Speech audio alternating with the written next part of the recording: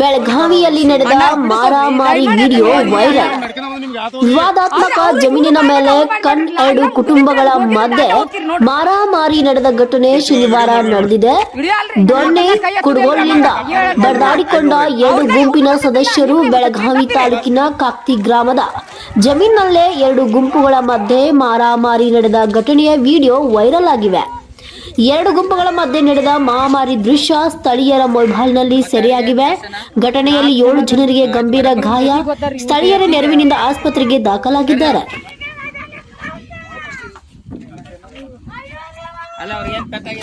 ಹೌದ್ರಿ, ಅವ್ರಿಗೆ ಪೆಟ್ಟಾಗಿಲ್ಲ. ಎದಿಗೆ ತೆಲಿಗೆ ಜಾಡ್ಸ್ ಒದ್ರಲ್ಲ ಅವ್ರು.